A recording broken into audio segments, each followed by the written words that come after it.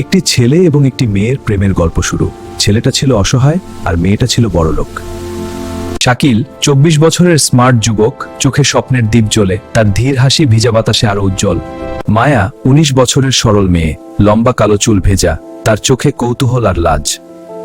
একটা বই নিতে গিয়ে হঠাৎ তাদের হাত একসাথে ছুঁয়ে যায়, দুজন থেমে যায় এক মুহূর্তের জন্য। সেই স্পর্শে বুকের ভিতর কেঁপে ওঠে অনুভূতি। বৃষ্টি যেন তাদের সাক্ষী।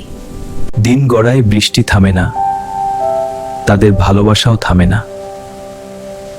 নদীর পাড়ে হাঁটছে তারা ধীরে ধীরে, হাসি মিশে যায় বৃষ্টির সঙ্গে। শাকিল বলে, তুমি পাশে থাকলে সব ঝড় থেমে যায়। তার কণ্ঠে ছিল গভীর সত্যতা। তুমি থাকলেই আমি নিরাপদ। বৃষ্টির ফোঁটা মিশে যায় তার অশ্রুর সাথে।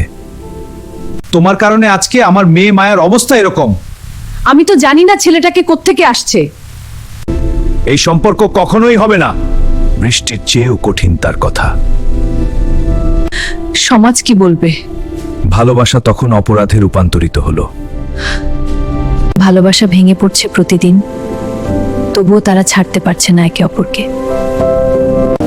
এক ঝড়ো রাতে নদীর পাড়ে দেখা করলো, চারদিকে শুধু বজ্রপাতের আলো। মায়া কাঁদতে কাঁদতে বলল, আমরা কি পারবো না? তার কণ্ঠে ছিল হাজারো প্রশ্ন। আমরা চেয়েছিলাম ভালোবাসার, কিন্তু দুনিয়া চায় নিয়ম। বৃষ্টি আরো জোরে পড়তে লাগলো, দুজন হাত শক্ত করে ধরে রাখল। বজ্রপাতের ঝলকানি, শেষবার চোখে রাখা। ধীরে ধীরে হাত ছেড়ে দিল দুজন। বৃষ্টির ফোঁটা সবকিছু ঝাপসা করে দিল। ভোরের কুয়াশা আর মৃদু বৃষ্টি। শাকিল দূরের শহরের পথে হাঁটছে। মায়াকে পরিবার অন্য জীবনে ঠেলে দিল, তার চোখে ছিল শাকিলের স্মৃতি। নদীর পাড়ে আজও বৃষ্টি পড়ে, সেই জায়গা নীরব।